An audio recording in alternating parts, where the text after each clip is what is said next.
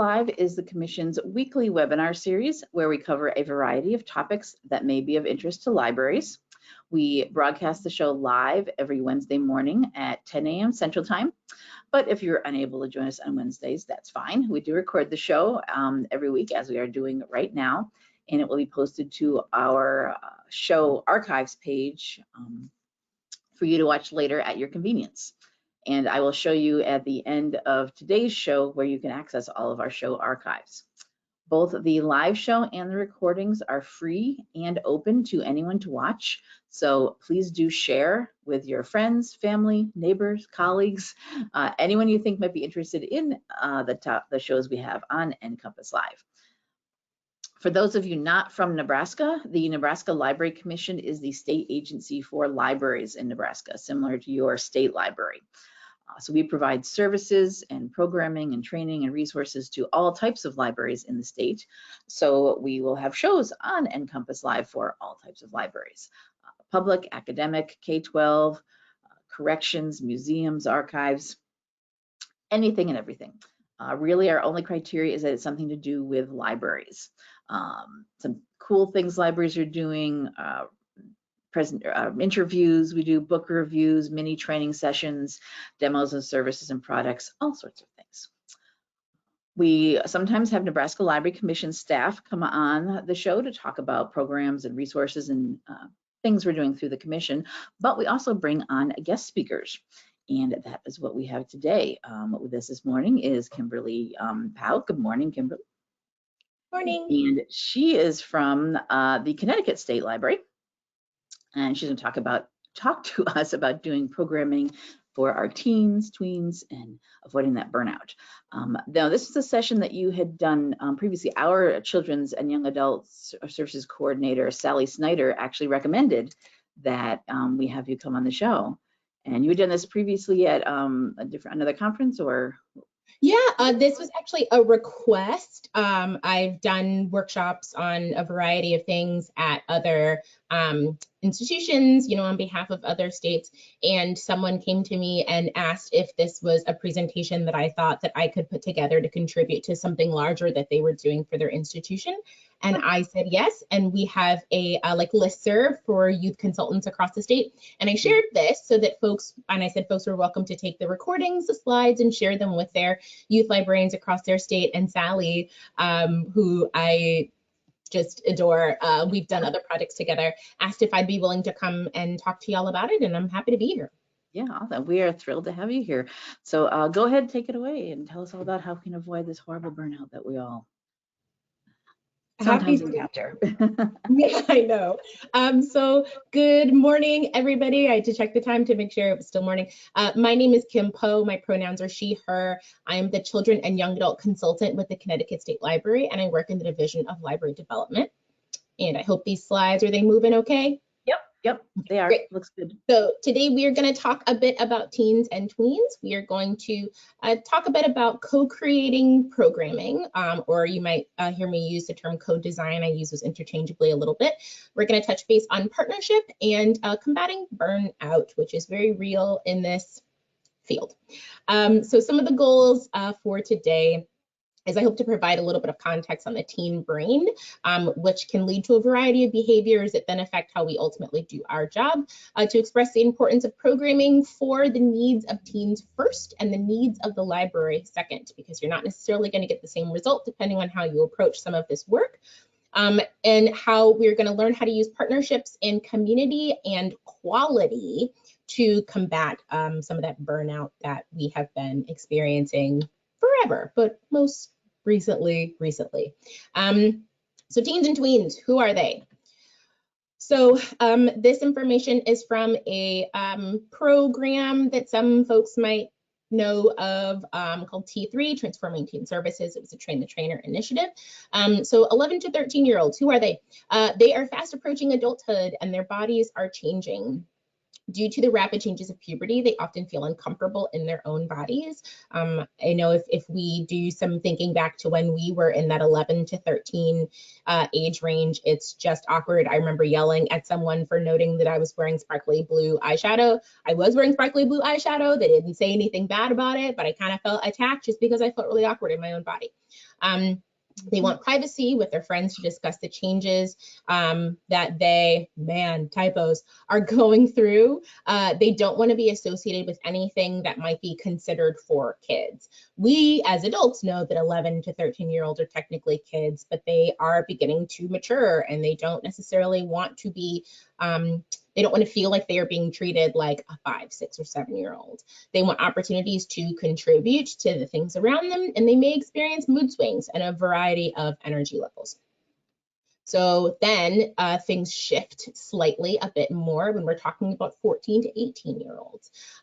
They are very concerned with their body image, and they are swayed by the images that they see in advertising and media, particularly social media. I'm sure some of you have seen the reports that came out of Facebook about how Instagram is affecting teens in this age group.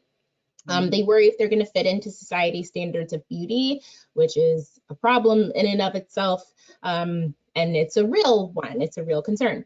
They are capable of high levels of abstract thought and complex problem solving. They are curious and may experiment with drugs, alcohol, tobacco, and other risky behaviors. They enjoy debating, particularly concerning issues of moral rights and privileges and the meaning of life. We are beginning to see what we're calling Gen Alpha already out protesting what they believe in, high schools organizing walkouts. This is very real, whether we're seeing it in our backyard or not. It is happening on a national level. They are learning more about themselves, and they're figuring out how they fit into the world and how others see them in this age range. And they're developing their self-confidence, and that's really important to them. So in order to properly serve teens and tweens, I feel like we need to understand who they are and sort of what's happening in their brains. Otherwise, we're just, setting ourselves up for failure here. So I've done a lot of work and study through T3 and other initiatives on the teen brain, but I like to say that sometimes information is best shared via others. So I'm going to play a little snippet of a video and that some of you might recognize the speaker, just to let me know if you're able to hear this. Turns out that brains actually take longer than we thought to fully mature. I don't mean physical size. Our brains are already about 95% full size by the time we're just 6, but more in the sense of the connections inside the brain. Adults, for the most part, know how to make decisions by evaluating choices and weighing consequences. They do this with their prefrontal cortex, which is responsible for controlling impulses and emotions and forming judgments. Its neurons chat with the neurons in other regions of the brain responsible for, say, memory or movement through synapses. The thing is, teenage brains don't quite work like this yet. The prefrontal cortex may not be fully developed until your mid-20s. In teen synapses, those lines of communication are still growing and specializing. They're also slow. As an adolescent brain keeps developing, its axons, the long tail-like parts of the neurons that transmit signals to other neurons, become more and more insulated by a fatty layer called the myelin sheath. This padding greatly increases the cell's transmission speed, and while it helps adults make fast decisions, it isn't fully formed in teens. These changes occur slowly, beginning at the back of the brain, where the oldest and most fundamental brain parts reside, and slowly working its way forward to the more advanced and complicated brain bits. The prefrontal cortex is the last to be hooked up and shaped. So it's important to keep in mind that just because your favorite teenagers stayed up until sunrise binge watching The Walking Dead the night before an exam, it doesn't mean they're dumb or lazy. Their brains are just literally finishing being built. But at the same time, because all this brain building is just starting to peak, this is also when the brain starts getting thinned out. You actually start losing connections that you don't use enough in a process called synaptic pruning, which has led to a theory that this is kind of a use it or lose it phase, meaning adolescence could be an especially important time to use your brain, play an instrument, engage in sports, write poetry, learn a language, because by doing these things, you're helping hardwire those synapses and giving your brain topiary a lovely lasting shape. Whereas if you're sitting around all day playing Candy Crush, Those will be the connections that survive. Which you don't need. This shaping of the teen brain manifests itself in other ways too, like in teenage attitudes. A group of scientists at the McLean Hospital in Massachusetts once hooked up a group of adults and a group of teens to MRI devices and then asked them to identify a series of expressions on photographs of adult faces. Interestingly, while adults correctly identified one expression as fear, the teenagers thought the faces showed anger, surprise, or shock.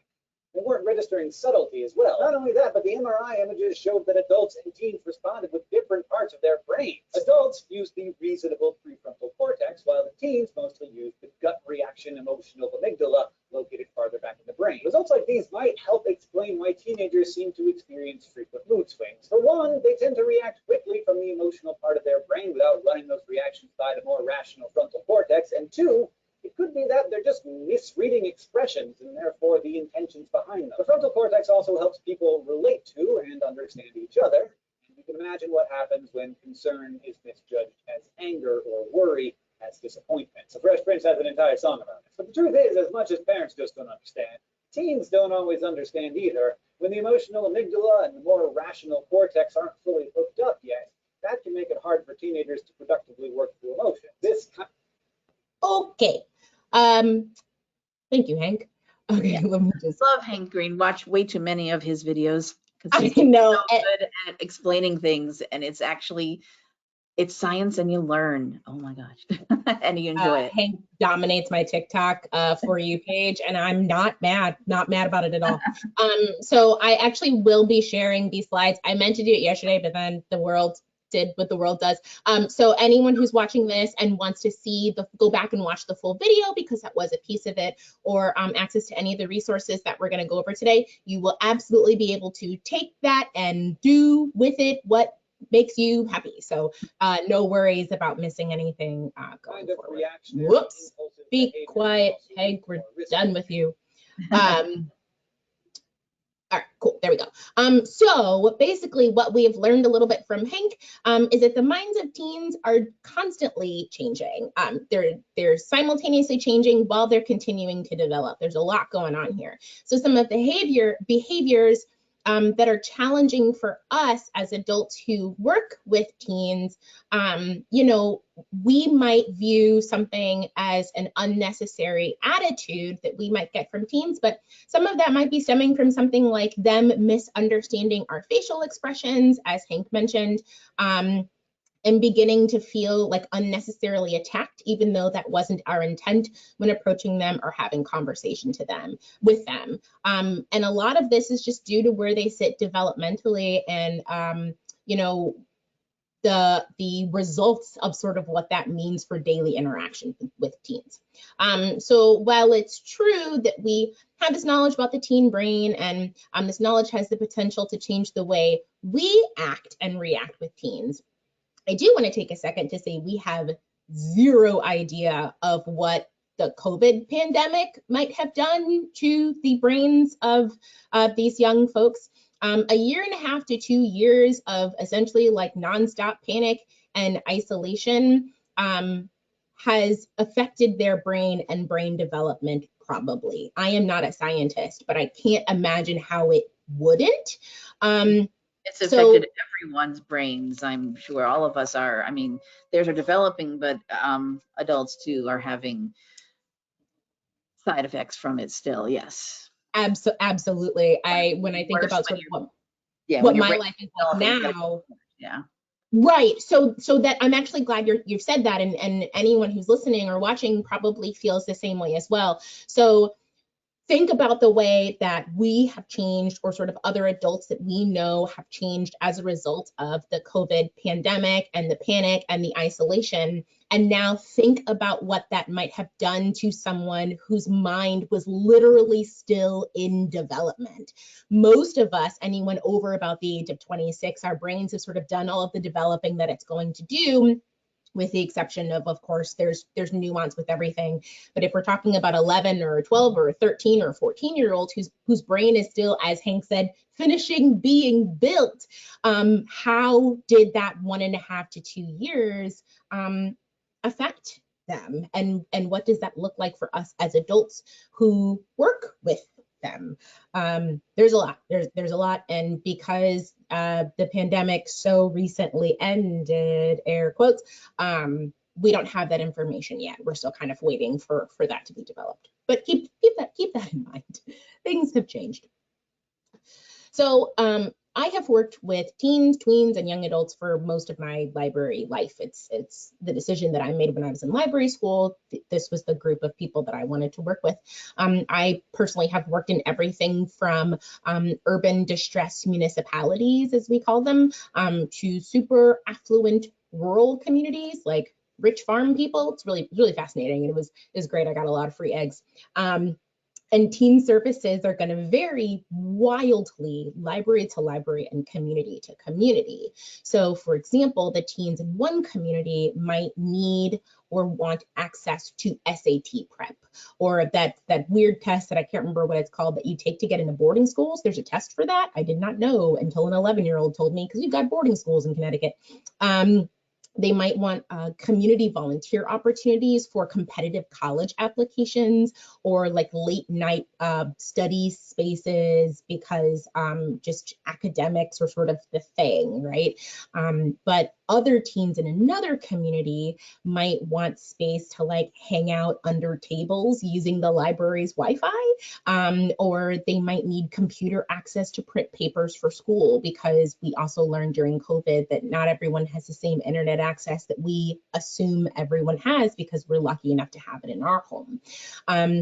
Or they might need access to summer job opportunities, not just because they want a summer job, but because they need that money to buy school clothes in the fall, right? Or summer lunch assistance, things like that, right? Two vastly different needs, even though we're servicing the same age range from the library perspective, right? So meeting those needs are going to require different actions by each of us as library workers and different supports as library institutions.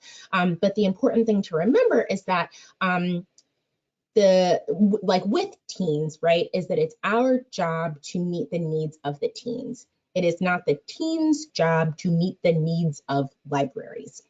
Right, I hear a lot of that linguistically. How do we get teens into the library? We need those teens to come into the library as librarians, but what did the teens need, right? So we've talked a little bit about the brain and about, teens and tweens and things like that, but what about their sense of self and fulfilling their social and emotional needs? So social and emotional learning, there's a source here that'll take you to more information, can be broken down into 5 sections. So there is self-awareness, which is an understanding of culture, thoughts, feelings, and potential, how we think about ourselves. There is self-management, achieving goals and coping with stress, or the ability to manage those thoughts and feelings. Social awareness, having empathy and social understanding of community norms, so how we understand others.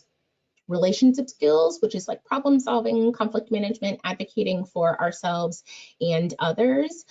So how we connect with other people. And responsible decision making, critical thinking, and analyzing impact, which is sort of how we put all of that together into making responsible choices. So libraries are one of the few spaces where teens and tweens should be able to practice and develop these social and emotional learning skills. So within libraries, which is going to be different from schools, it's a space where different kids from different schools and backgrounds can congregate and interact. In the town that I work in, there's 6 elementary schools, and the public library is one of the few places where kids from all 6 elementary schools can congregate in one space. They can co-design programs that teens and younger ones can attend and enjoy. They can lose games together, right? Like it's an opportunity to provide that SEL or social and emotional development amongst kids and people of backgrounds that they might not experience every day. So while we as library workers have to establish boundaries for what is appropriate as teens sort of go through this SEL in our spaces, right? So I'm sure we've all seen teens like have a fit if they like lose at a game or something like that, or can't solve some, like we've seen that, and we do need to establish boundaries. It can also be helpful if we understand that something like conflict management has to be learned. And at the same time that a teen is likely to react from a place of emotion as opposed to a place of reason.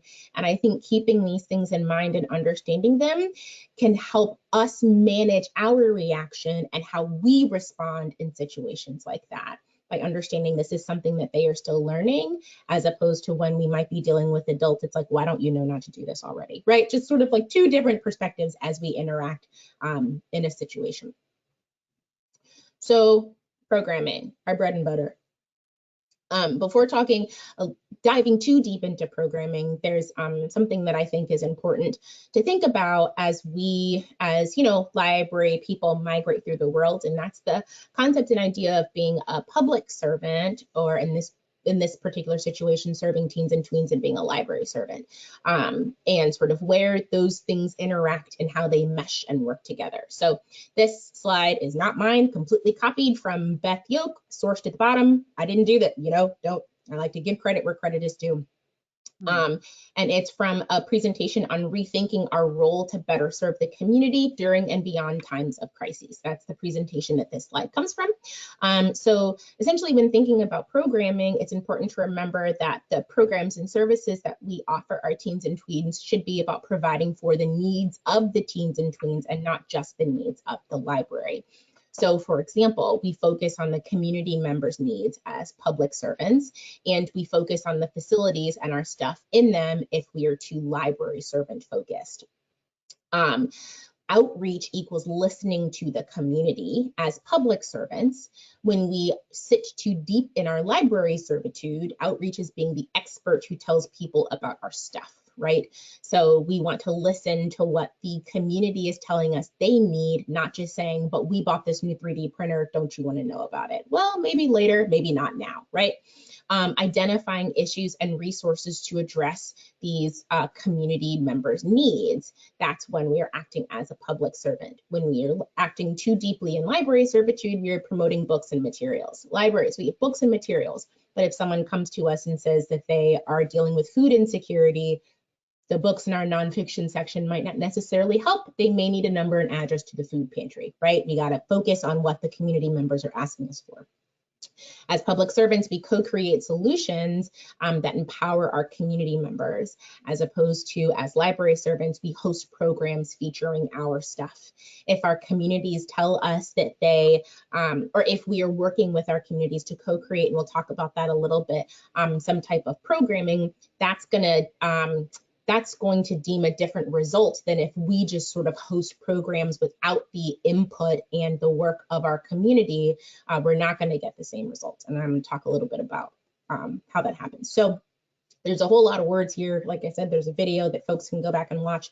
I personally am thinking about doing a little bit more work with Beth Yoke, going deeper into what all of this means.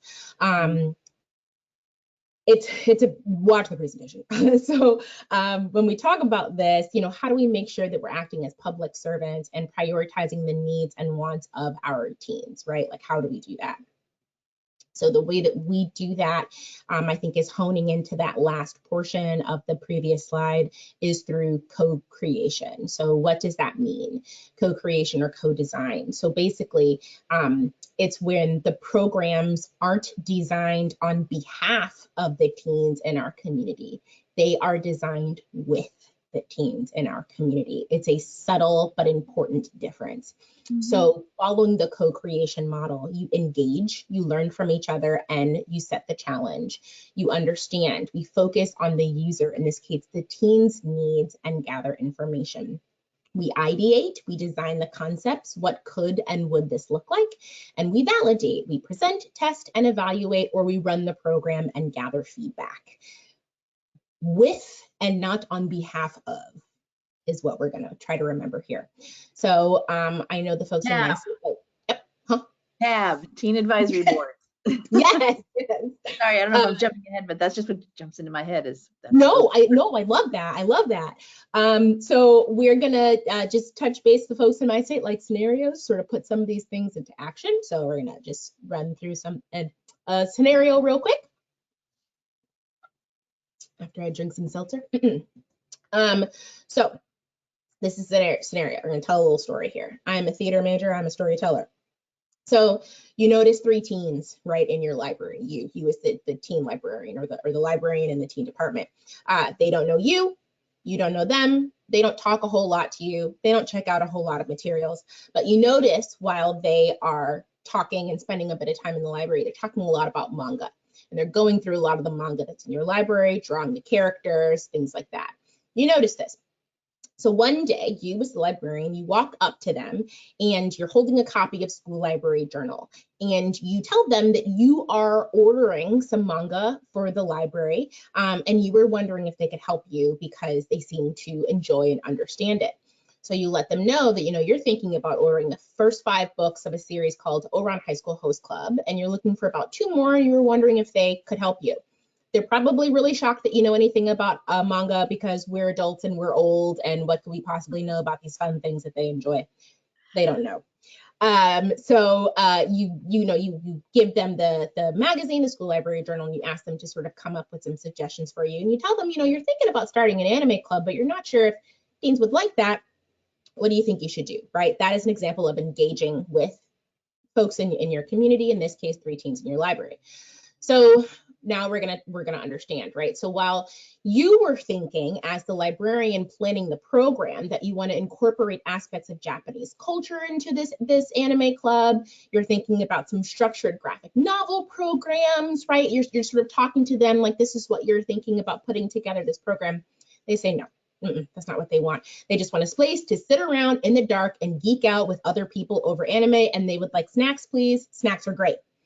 So to you, that seems kind of boring and unstructured and a little confusing, and that's not what they taught you in library school with regards to how to put things together, but this is what the teens have asked for, so you're like, okay, all right, I'll see what I can do. And so while this is happening, your cataloger brings up, the manga that these kids suggested, taking a little bit of ownership over the collection, and they're really excited. And, you're now beginning to research what you can do so that you don't break copyright to show manga in your library. And then sort of as all of this is happening over the next couple of weeks, you realize that your group of 3 teens has grown into a group of 5. So then you're going to begin to ideate, right? You're going to, what could this look like? What would this look like? You're going to do some design concepts. So while doing a little bit of researching so you don't break copyright, because we're librarians, we don't do that. You stumble across something called Crunchyroll, and they've got this program that lets libraries show anime from their platform without violating copyright. You've never heard of Crunchyroll. You don't know what it's all about. So what do? You go to your teens, you go to your community, and you tell them about this. They're ecstatic because they love Crunchyroll. They watch it all the time, but they hate the ads. But you find out that as a part of this program, there's no ads. You just get to watch, and you got to fill out a little survey at the end, and the teens are happy because they don't like ads. And then so you go back to them and you're like, are you sure? Are you sure we don't want to structure this a little bit more? You can bring in some presenters. You have a little bit of funding. They say, no. We just want to sit in the dark. We are tired we don't want that. We get enough of that in school and at home. Please, can they just have a floor and snacks and the dark? Sure, maybe bring down some drawing books if we so desperately want to structure something. They just want a space to chill, homago, hang out, mess around, geek out. Cool. All right, you decide if that's what they want, that's what you will do.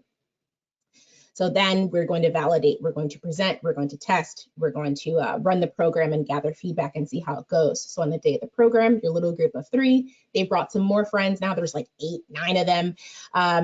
They sit on the floor. They don't sit on the chairs that you brought down because that's not what teens do. They like to lounge all over each other.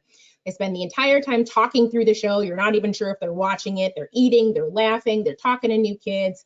They have a great time. Now, you as a librarian have already set up a talk back board in the hall outside of the program room where the teens can take little stickers and vote on, how much fun they had, whether they like the program or not. It just takes 30 seconds, and they can do it anonymously while you're sort of cleaning up. So when you go back to the teen room, you realize that all of the kids who were there came back to the teen room. They didn't go home, and they're sitting around a table and they're flipping through your new manga and they're looking at the drawing books and they're having a good time. And they have already left you a note on the circulation desk of the shows that they want to watch going forward, right? So just from that, you think, I think this has worked. I think I think this has paid off the way that I did it. That is our scenario. That is also my little TED talk of how I accidentally co-created my very first library program. That is verbatim exactly how it happened at my very first library job. Completely an accident. So, what are my notes here and what they say? The connections that I made with those 3 teens, 2 of whom I still talk to. For the record, this was 10 years ago. They are adults now. Completely changed the culture of that particular library that I worked at. Once those teens were given ownership and sort of space to exist in a way that worked best for them. That one anime club grew into 2 because one day there were 35 kids at one, ranging in ages from 8 to 18, and we couldn't have that. So it became one group for tweens and one for teens. What was almost an entirely empty space that was used only for printing out, things that were needed or typing up for homework, because that particular community, 1 in 4 households, didn't have reliable internet. So what was once a space that was just a need to get the bare minimum done became the space for teens in the town. Relationships were built that day. Programs and ideas and services grew out of that one program. New teens and tweens began to show up because I think word on the street was this was a place where you could go and kind of exist and not be hassled. At one point, there were kids and teens who said, I don't read books unless there are pictures in them. Those teens turned into people who utilized the book sale and would come back with bags of books, none of which had pictures in them. And they really, truly became library users and library supporters. And some of those teens would actually come to our board meetings to advocate for and sort of tell their story of the importance of the library for them as youth who couldn't vote yet, but would be able to one day. It's a situation that ultimately worked out for everybody. And so in a lot of situations, when a simple program like an anime club is co-created with the teens, as opposed to being created for the teens, completely changes the dynamic of that event. If I had run that the way I wanted to, with structure and this and that and the other thing, the result would not have been the same. But because just I was not taught this, my type of personality was, oh, is this what you want to do? Well, let's see if we can make that happen. And, let me get your input and your feedback.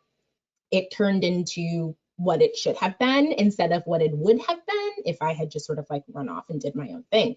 And one of the benefits of not only that program, but other programs going forward and other programs in other situations is that when we give those teens ownership in planning and design, it's going to allow for program longevity. And it also is going to free up more of your mental space, because now you don't have to do the work of sort of deciding and planning, because the teens have taken that over. They have taken ownership of that, freeing up some of your mental space and your capacity. So in addition to that, there's the concept of connected learning. So connected learning is when you take a teen who has an interest in something and you leverage an existing relationship and you build an opportunity for them around whatever that thing was. Where that intersection exists between interest, relationship, and opportunity is connected learning. So just for another scenario to paint the picture, so let's say that there is a teen who is interested in video games and maybe your library lends them, right? So they are beginning to poke around and kind of wonder a little bit how these video games are made, right? Or sort of what goes into the background of that. And, as they are borrowing these items from the library because they are super expensive, and, maybe sort of chat with the librarian a little bit about their interest in game design and tech design. You as a librarian think about a program that maybe you've heard of called Girls Who Code or Code Academy or Code CS Code, whatever, pick one. I did Girls Who Code, so that's sort of my thought. And that program, all of these programs provide coding classes and outlines so that even if we as librarians are not trained in sort of all of this CS stuff, the services and resources through organizations like Girls Who Code, they give it to us. And some of these programs even provide funding, like dollars, so that you can run these programs the way that you want to. So you tell this teen that this is a thing that exists, that there is a program that exists in the world called Girls Who Code, and you've been looking into it, and do you think that people would be interested? And depending on your relationship with this teen, they might say, yeah, maybe, whatever, or they might be like, yeah, miss, go do it, right? Like, it all means the same thing, but just sort of the way that the teen presents that to you. So then you do your due diligence, bring in Girls Who Code. That intersection of an interest that this teen had, the relationship that they had with you and their library, and the opportunity that is able to be presented through the Girls Who Code platform, that is providing a connected learning opportunity for the teens in your community. So what do my notes say? Because goodness knows I skip all over the place. So let's so something like a Girls Who Code or a coding or something like that is going to require a different level of lifting from something like an anime club where they just kind of want to sit on the floor in a pile, right? So what do we do as librarians? Maybe we are in a small library, maybe we don't have a lot of capacity, maybe we're just kind of nervous because we don't know much about it. So how are we able to fulfill the needs of the teens in our community if we don't think that we've got like the tools in our toolkit to do that? And that's when it's important to tap into your community to help you fulfill those needs. So what that can be called when you gather all that information and you put it together is a community asset map. So before wandering around the community, it's important to sort of know what that is. We know what community is, we know what a map is, but sort of what is that asset, right? So an asset are the skills and gifts and capacities that can be shared within the community.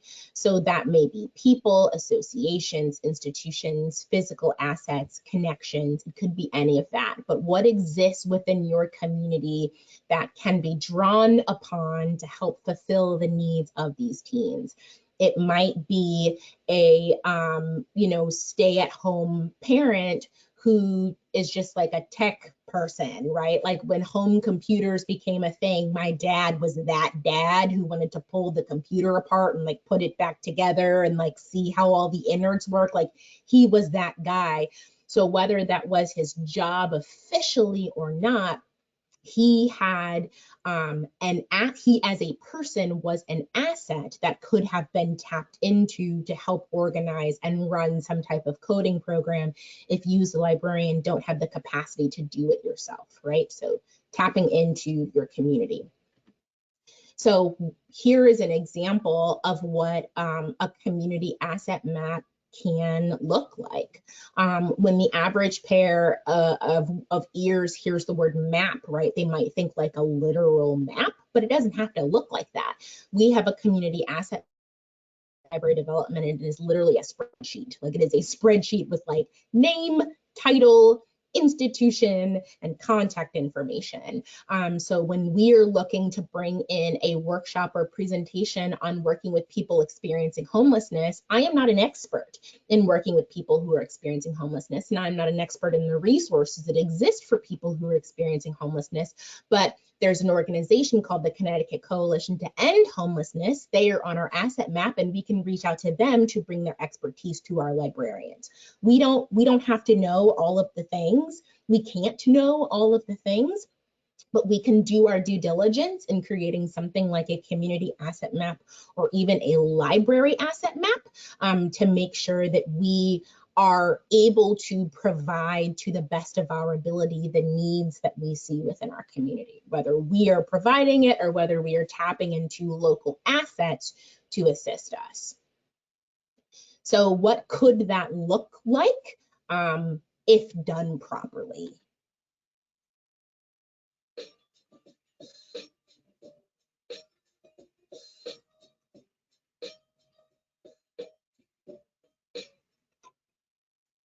My name is Jamie Roy, and I've been a teen specialist here at Batesboro Regional Library for nearly 6 years.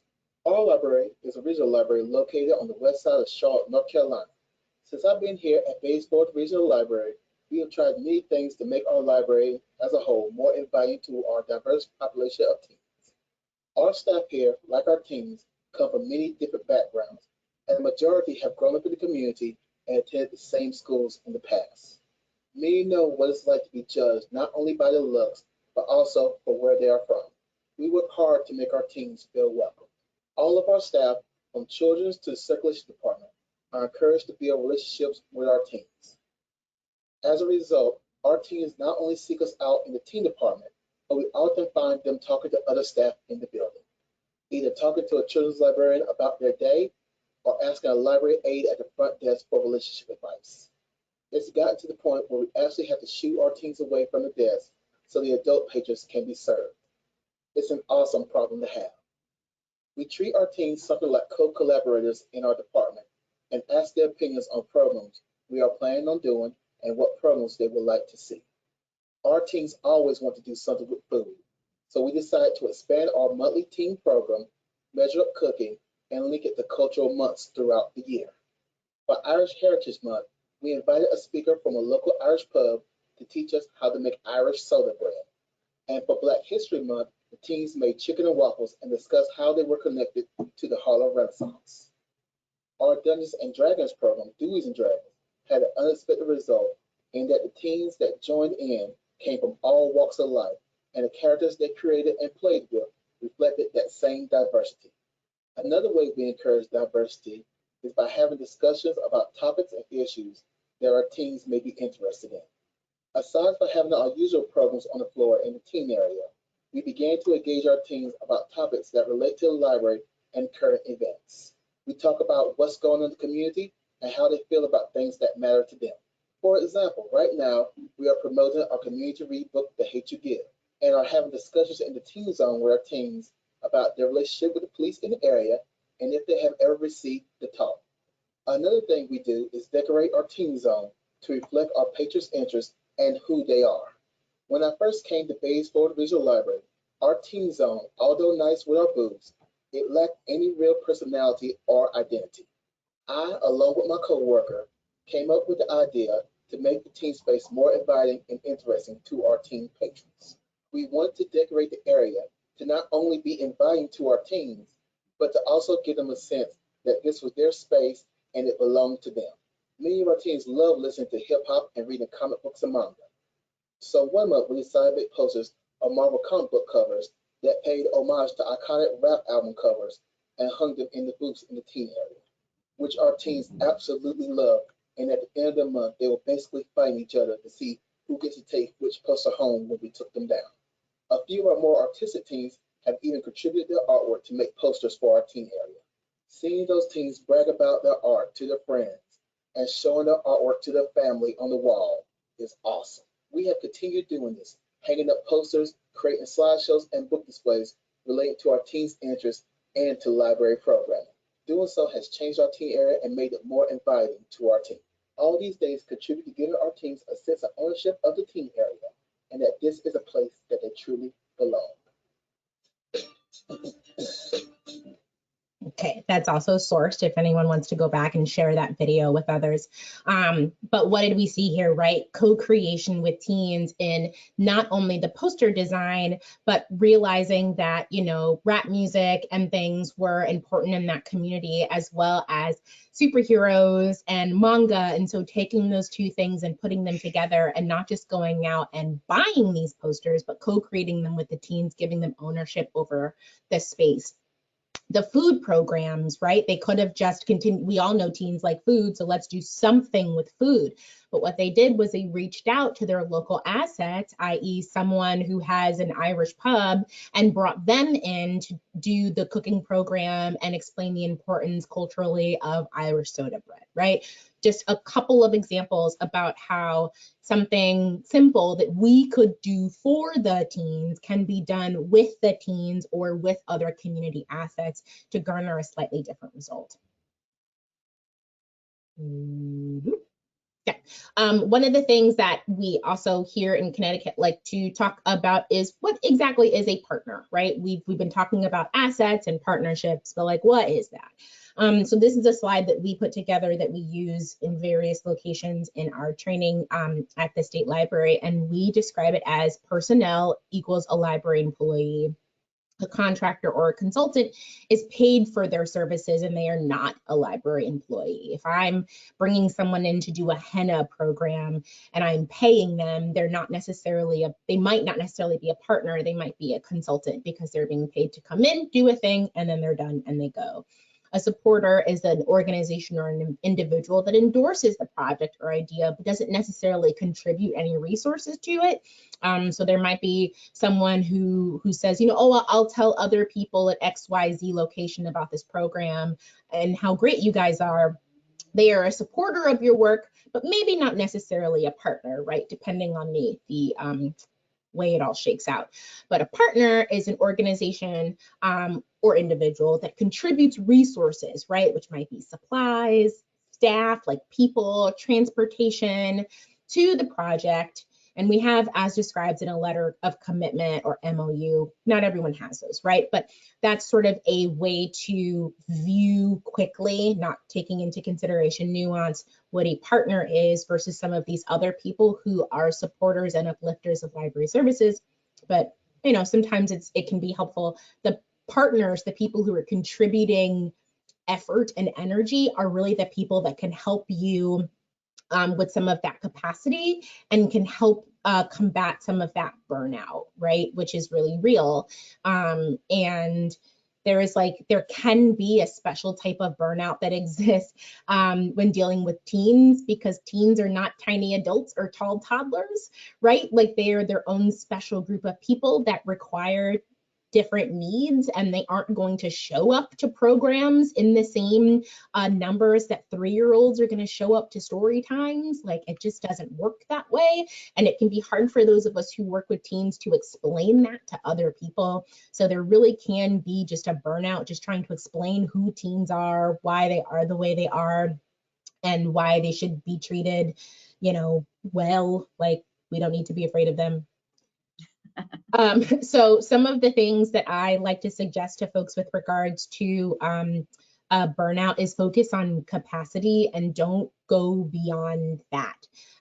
That's not necessarily to say put on the shroud of like, that's not my job or like whatever, right? But just if you know that you don't have time to take on another project that someone asks you to take on, I would say have a conversation and be, look, I can't do A and B. I can do one or the other. Which are we prioritizing, right? Instead of taking on a multitude of things, recognize if that means that something is going to have to go into someone else's plate and have a conversation about that within your department or with your administrators or whoever it may be, because our capacity is often stretched thin. And that's when we all just kind of like quit and cry in a corner and say we don't want to do anything anymore. Also do that co-creation and co-design with the teens. Let them do some of the lifting because they want to, like they want to contribute and they want ownership. Make sure you're reaching out to those community partners to help you do some of the lifting, which can be identified through that asset mapping. Quality is more important than quantity every single time. We see this happening in the summer in particular. We pile on 90, 100, 110 programs into 3 months just because there are more people in our building, maybe because it's summer, but that's just going to burn you out. Focus on the quality of a few really good programs, and that's also going to make a greater impact on the people who are participating. I am a big fan of gathering ways to communicate and tell the story of your library and its impact. So whatever that might mean to you, be it through talkback boards, small group discussions, attendance data. These things are different for everybody, but find a way to communicate your story and your impact on your community. And I also think there's something to be said for having a positive growth mindset. Just because something didn't work one time doesn't mean that it will never work again. A growth mindset is the belief that one's intelligence or ability can be grown or developed with persistence and effort, rather than it's something that you either have or you don't. We all have the potential for growth mindset within our work. It's important to remember that. Also, with regards to time, relationship building takes time. Co-creation takes time, understanding takes time, and that mindset shift takes time. When having conversations with people around teens, one of the first things, or one of the things that I hear all the time is like, but there are no teens in my library for me to do any of this work. And sometimes, take a step back and be like, well, should there be, right? If we sort of take into consideration what we know about what they need and what they want, is that something that our library is providing yet? And that yet is important, right? There's still time to provide what we know teens need and want and thrive under. And it's a weird balance, right? Like you have to find your sweet spot of providing things for an audience that you're not sure that you have, but we can't wait for the audience to show up to provide the thing. I get it. There's definitely some chicken and the egg there, but holding on to that growth mindset shift, I swear you will find it. I promise, I promise, I promise.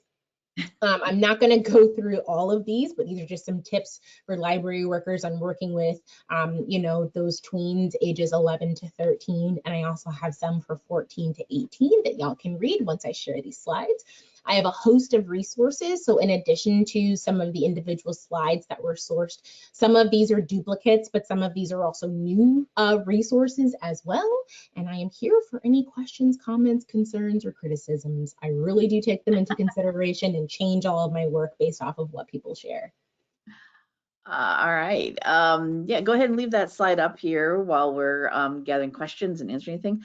Yes, if anyone has any questions, get them typed into the questions section of your GoToWebinar interface, and we have plenty of time to answer them.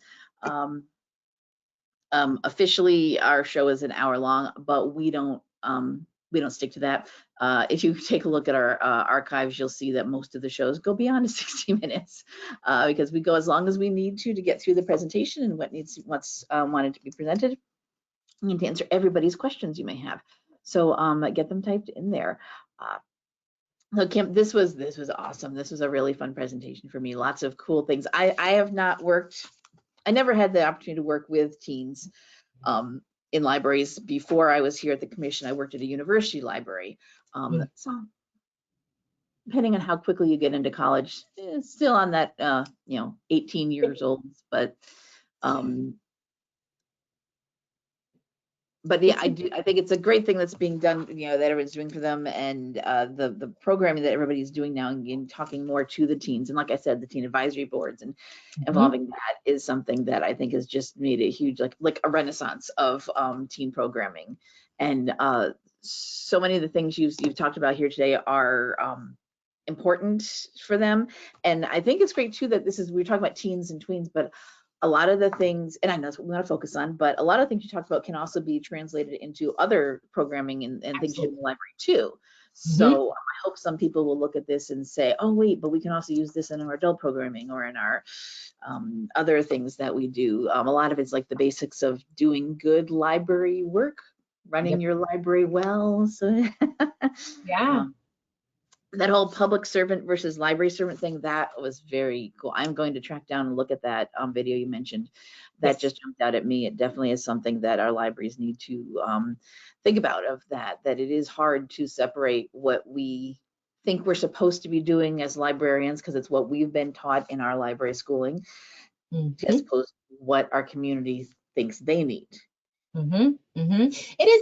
It's hard for me too. Like here I am like telling people about it, but I often find when sort of going out to meetings with other state institutions being like, hey, we're librarians and we have this and we have this and we have this and we have this. And I have to stop and be like, wait, but do they want any? Let me figure out what they want and need before I tell them about like, we've got databases. Don't you want them? It's not our first instinct.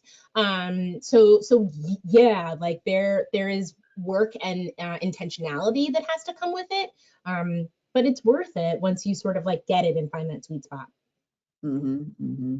Yeah. All right, so we do have questions coming in here. Definitely please type in your questions. Questions about starting an anime club.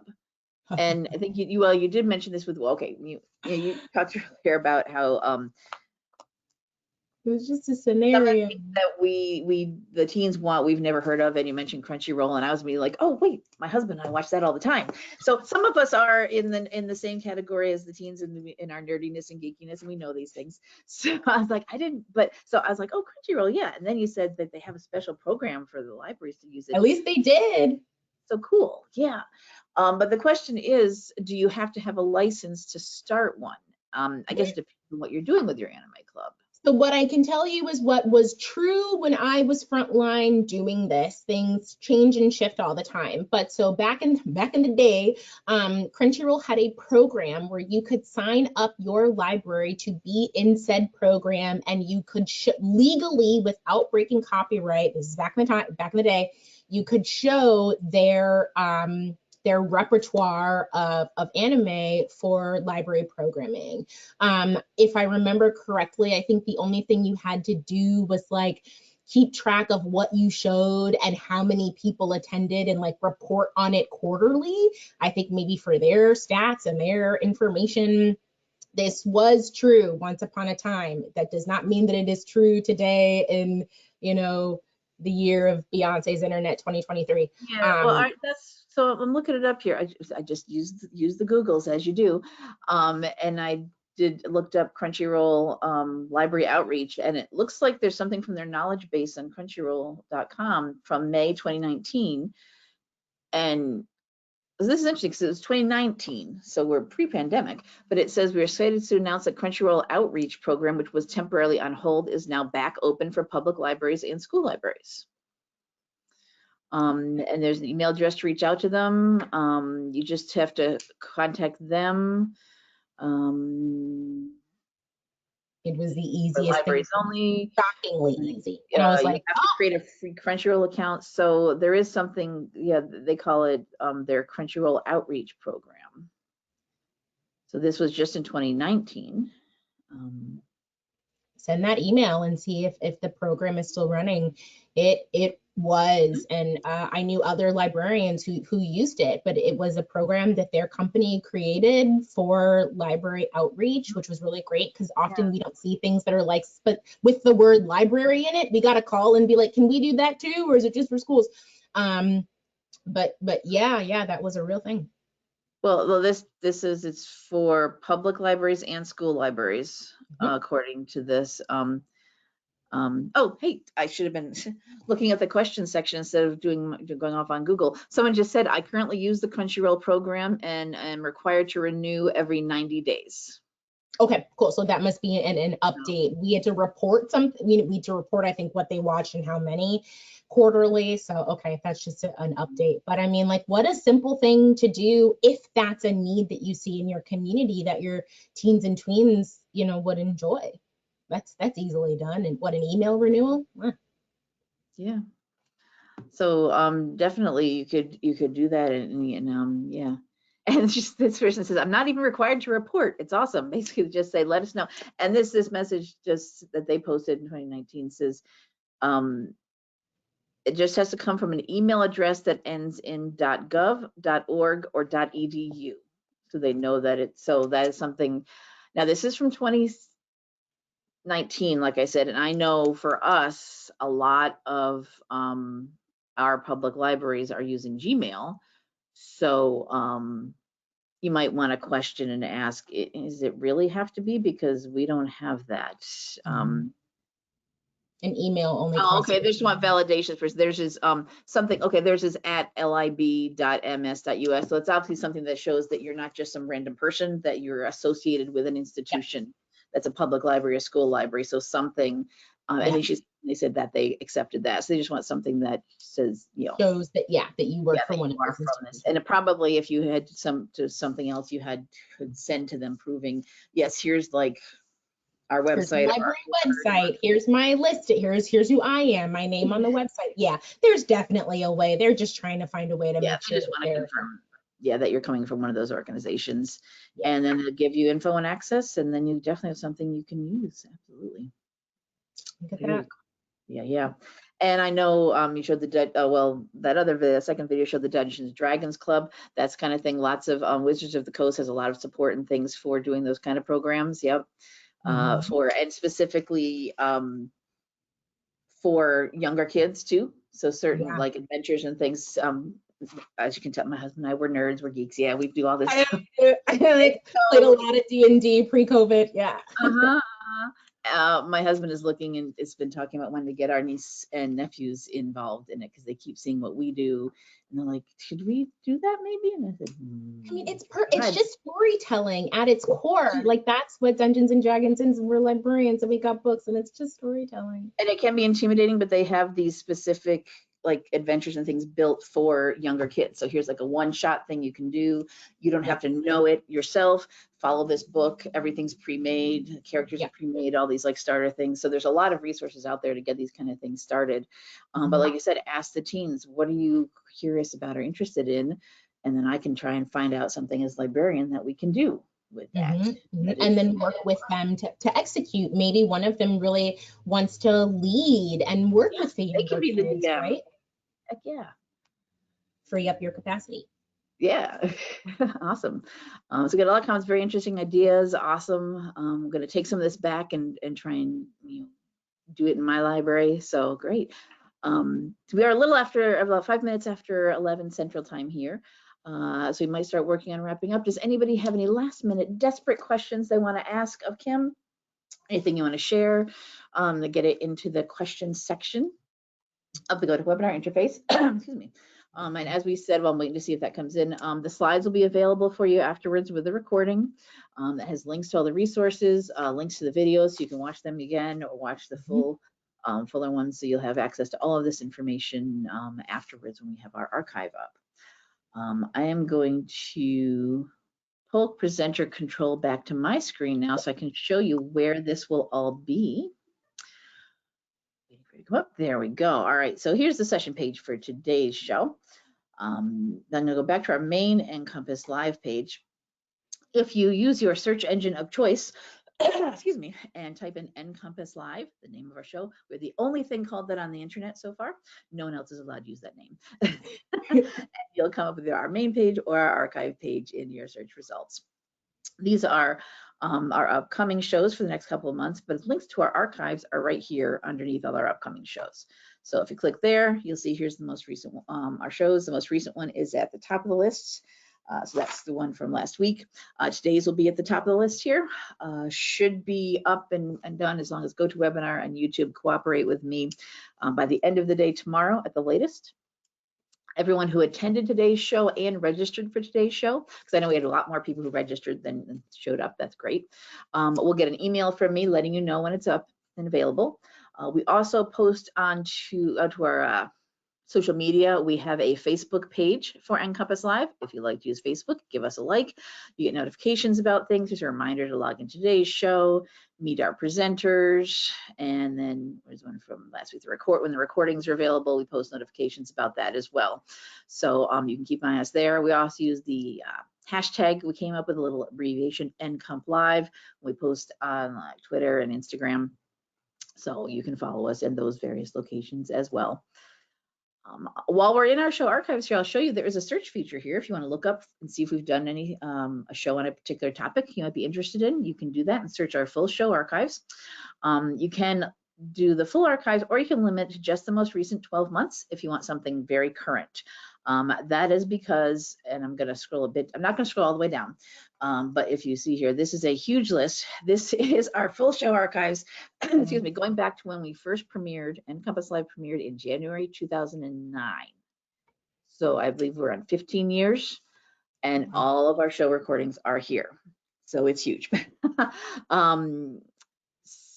We are librarians. We keep things, one of our things we sometimes do is keep things for historical purposes. And as long as we have somewhere to host our show archives, we'll always have them all available. Right now, they're all on YouTube. But do pay attention to the original broadcast date of anything. You notice here there's always a date that says, you know, when it was first done. Some of the shows will be fine, stand the test of time, still be good, useful information, but some things will become old, outdated.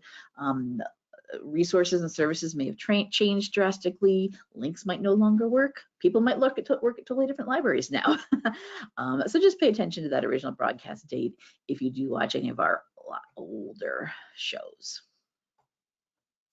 And here's where I found that information about Crunchyroll. Like I said, I just did a Crunchyroll library outreach, and it was the first thing, knowledge base, that came up. And then I also found a little discussion on Reddit, a little more recent, about Crunchyroll, and Funimation, another great anime that you can watch. So that's how I found that info. All right, I don't see any other questions that came in while I was babbling away here.